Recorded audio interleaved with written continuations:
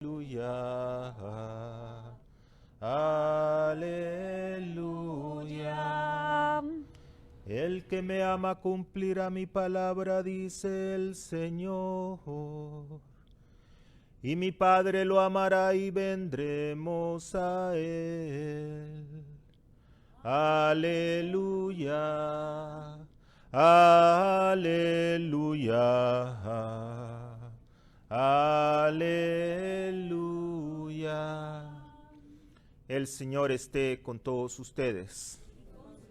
Lectura del Santo Evangelio según San Marcos. Un día, mientras enseñaba en el templo, Jesús preguntó: ¿Cómo pueden decir los escribas que el Mesías es hijo de David?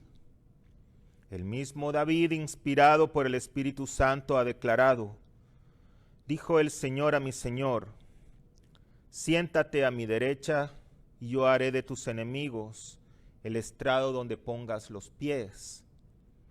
Si el mismo David lo llama Señor, ¿cómo puede ser hijo suyo? La multitud que lo rodeaba, que era mucha, lo escuchaba con agrado. Palabra del Señor. La fe viene del conocimiento y se fundamenta en un conocimiento adecuado. Si el conocimiento no es claro, pues no hay una fe fortalecida. También, ¿cómo podemos medir nuestra fe?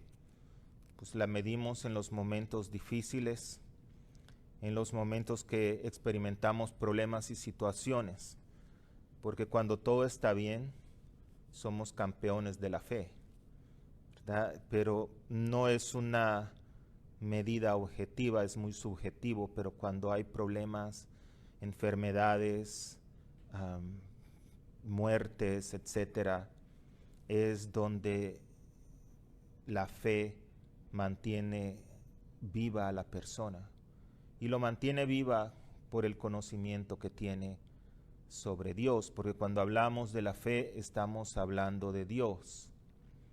Entonces, vivimos en tiempos donde el conocimiento es a veces subjetivo. Eso se llama, la palabra correcta, eso es del subjetivo, realmente es la palabra, ¿verdad? Entonces cuando las personas dicen, bueno, esa no es mi verdad, esa es tu verdad, etcétera, o esa es mi verdad y no es tu verdad, eso es algo relativo, esa es la palabra adecuada. Eso se llama relativismo. El relativismo mantiene que tu verdad es importante y mi verdad es importante y las dos verdades están bien. Eso es relativismo y eso es incorrecto. Por eso vemos en sobre todo en nuestra vida, en nuestra fe como católicos, muchos católicos que dudan a veces no de Dios, sino que de ellos mismos, de las enseñanzas de la iglesia. Y San Pablo, el día de hoy a Timoteo, le está invitando a recordar esa fe, esa enseñanza que Él les dio, para que en los momentos de tribulación ellos no se sientan confundidos. Tú has seguido de cerca mis enseñanzas y mi modo de vivir, mis planes, mi fe, mi paciencia, mi amor fraterno, mi constancia, mis persecuciones y sufrimientos. Todos los que quieran vivir como buenos cristianos también serán perseguidos. Y más adelante le dice, tú en cambio permanece firme en lo que has aprendido y se te ha confiado. Pues bien sabes de quiénes lo aprendiste y desde tu infancia estás familiarizado con la Sagrada Escritura. ¿Cómo se nutre el conocimiento? El conocimiento se nutre primero y lo más importante es pedir la inspiración del Espíritu Santo. Un conocimiento sin el Espíritu de Dios es un conocimiento mentiroso o no es un verdadero conocimiento. Segundo es no solo leer las Escrituras, pero también estudiarlas. Los grupos de oración nos ayudan a fortalecer ese conocimiento, porque de lo contrario hay mucha ignorancia y cada quien interpreta las Escrituras de acuerdo a lo que piensa, siente o una situación que está pasando. Número 3 es tener una relación muy íntima con Dios por medio de la oración, por medio de la palabra, ¿verdad? Dios no es un Dios de sentimientos. Yo a veces escucho a las personas que dicen, es que no siento a Dios. Es que a Dios no lo vas a sentir, porque Dios no es una cosa ni es una persona palpable. Dios es un espíritu. Dios es una manera de vivir. Dios es entender que hay una fe. Dios es responder a mi fe, lo que le dice Pablo a Timoteo el día de hoy. Ese es Dios. Aquellos que por convicción son católicos, aquellos que por convicción entienden que para poder recibir la Eucaristía necesitan estar en gracia de Dios, aquellos que entienden que la gracia de Dios se manifiesta por medio de los sacramentos. Esa es una relación con Dios, una relación pero objetiva con Dios. Pero aquellos que quieren vivir su fe de acuerdo a lo que ellos piensan, quieren o sienten, no es un conocimiento adecuado y por eso vienen las fallas. Otro aspecto que es importante es la dirección espiritual, tener a alguien que camina contigo para llevarte en el camino correcto. Espero que no estén un poco confundidos de lo que estoy hablando. Estoy basándome todo la homilía en las Escrituras, en la invitación que le hace Pablo a Timoteo a que se fortalezca en la palabra de Dios. Y en una de sus cartas, Pablo le dice a Timoteo, segunda carta a Timoteo, capítulo 4, versículo 3, escuchen, porque va a llegar el tiempo en que la gente no soportará la sana enseñanza, más bien, según sus propios caprichos, se buscarán un montón de maestros que solo les enseñan lo que ellos quieren oír. Darán la espalda a la verdad y harán caso a toda clase de chambres, así lo dice la palabra de Dios, o por lo menos esta versión de la Biblia.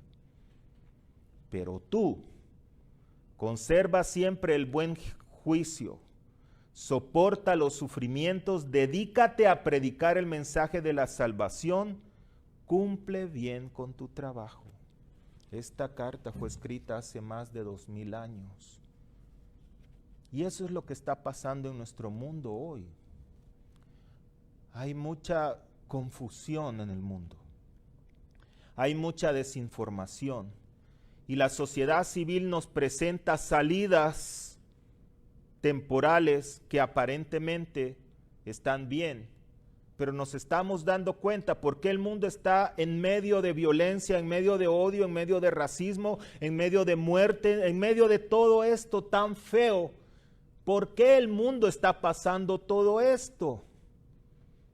Dios no hizo el mundo para estas situaciones. Dios no ha creado la muerte, Dios no ha creado la división, eso viene del diablo. ¿Por qué está pasando? Porque vivimos en un mundo alejado completamente de Dios. Así de sencillo. Y eso nos incluye a nosotros los católicos, a los cristianos, no a todos obviamente. ¿Por qué? Porque nosotros dudamos a veces de las Escrituras. Muchas veces escucho a personas o me mandan emails diciendo, padre, por favor vea este mensaje de este sacerdote diciendo que el Papa es un hereje, que esto, que lo otro, y hablando, perdón la palabra, estupideces. Y se nos olvida aquella sagrada escritura cuando Jesús le dice a Pedro, tú eres Pedro, y sobre esta piedra edificaré mi iglesia, y las puertas del infierno jamás prevalecerán sobre ella. Y yo estaré con ustedes hasta el fin de los tiempos. El Pedro de hace 2000 y no sé cuántos años se llama hoy Francisco. Y así podemos ir viendo un montón de situaciones que se dan, ¿verdad? Cuando la sociedad civil quiere cambiar a un montón de cosas para ajustarse a una manera de vivir. Dios no creó la muerte, Dios no creó el aborto, Dios creó la santidad del matrimonio, Dios creó un mundo perfecto para que nosotros lo administráramos. Y nos sentimos confundidos, y eso incluye también sacerdotes. ¿Por qué? Porque simple y sencillamente no hay una intimidad con Dios. No hay un conocimiento adecuado con Dios. Esto es así, miren. La mayoría de ustedes están casados, ¿verdad? Casadas. Pues las religiosas no, ni los sacerdotes. Pero cuando andaban de noviecitos, ¿se acuerdan? O de noviecitas, ¿verdad? ¿Cómo se enamoraron de su pareja? Hablando con ellos, ¿verdad? Conociéndolos un poquito más. ¿Y cómo pasaban los problemas? Cuando venía tu vecina y te decía, mira, ya viste a tu novio con aquella persona. Entonces los chismes de otros hacían dudar a las personas de la pareja. Así es con Dios. Si tú no hablas con Dios directamente, si tú no estás en la presencia de Dios por medio de las Escrituras, los chismes van a llegar por todos lados y te van a hacer dudar de Dios. Y Jesús lo dice en el Evangelio de hoy, ¿verdad? Porque a él no le creían que era el Mesías, ¿verdad? Y para los escribas y fariseos, pues Moisés, Abraham eran superiores a Cristo, David.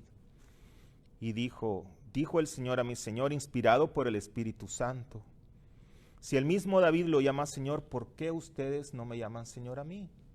Porque simple y sencillamente no aceptaban a Jesucristo. Y esa es la verdad de un mundo que está alejado de Dios y alejado de la verdad. Así es que pidámosle a nuestro Señor este día que nos ayude a fortalecernos en el verdadero conocimiento. También que nos ayude a tener pastores, no solo pastores, sino que pastores santos, fieles a las enseñanzas de Dios y a las enseñanzas de la iglesia. Continuemos con nuestra celebración del día de hoy. Siempre oramos por el fin del coronavirus, ofreciéndolo a nuestra Santísima Madre de Guadalupe. Virgencita de Guadalupe, en estos tiempos de tribulación, te suplicamos a ti, Madre, que veas con compasión el sufrimiento de tus amados hijos e hijas afectados por la pandemia del coronavirus en todo el mundo. Te suplicamos que intercedas ante tu Hijo Jesús, que se apiade de nosotros y que les dé sanación a los infectados por el virus, y te pedimos protege a todos tus hijos. Jesucristo, Salvador de todas las personas, danos el valor de acompañar y cuidar el mundo entero en estos tiempos de tristeza y de incertidumbre. Buscamos refugio en ti, según tu promesa, líbranos de este peligro. Amén. San Antonio de Padua, ruega por nosotros. Santa Clara, ruega por nosotros.